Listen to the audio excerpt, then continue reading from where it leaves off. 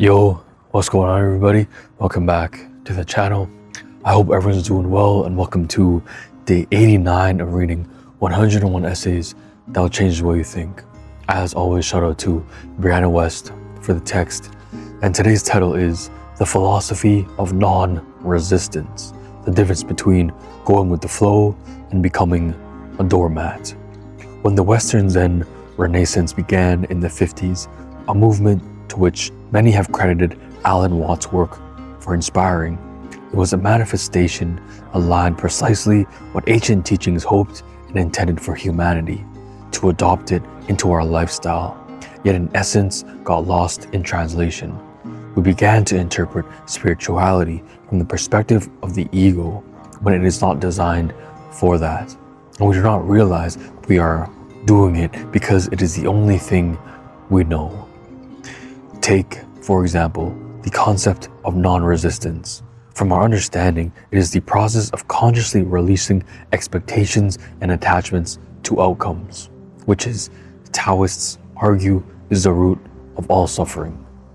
Yet, we don't really know what it means to be non-resistant, so we regard it as sort of ego surrender, where our ideas of letting go spirals into surrounding control of life and simply allowing whatever, no matter how terrible. This is how the misperception that spirituality is passive and lazy is born. The way that non-resistance was intended to be practiced was by striking a fine balance between what you can and cannot control in your life. To put it metaphorically, it is to steer the ship along with the current, not against it. It does not mean to surrender all control or effort. It simply means to wield it more wisely.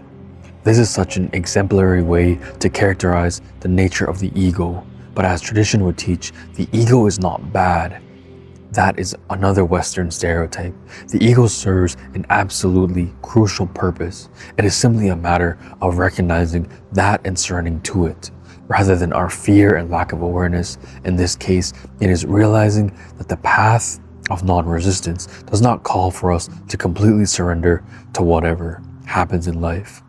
Rather, it is to be discerning about how we exert control and realize the fact that the current is more powerful than we are.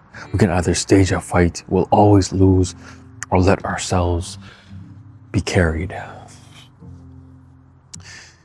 There's a difference between being a doormat, letting people walk over you, letting situations walk over you, and going with the flow. It's that when life gives you lemons, you make lemonade, right? You do what you can with the situations that are given to you. You don't just surrender yourself to whatever bad thing is happening. Bad things, challenges will always happen in your life. But a lot of challenge happens in order for you to grow and become a better person. Things happen in your life for your growth and for your benefit. So it's going through the hard times, getting through those dark tunnels and not turning around and trying to get out. It's going with the flow of things and controlling what you can in those situations. You can't control the weather outside, you control how you react to it. You can't control a lot of situations in your life, but you control the way you react to it. You're not always going to get the most ideal situations in your life, and that's the reality. That's how life is. It's what you do with the things that you are given. But a lot of people, they give up. They don't have the exact things that they want. Their life circumstance isn't perfect, so they give up, and that's when you become a doormat. But going with the flow is using the things that you have, the situations that you are put in that you do not want to be in. You say, okay, this is for my growth and for my benefit. Whatever happens, happens for me, not to me. That's how you go with the flow. You understand that things need to happen, and you don't just let things happen and let situations, let people walk all over you.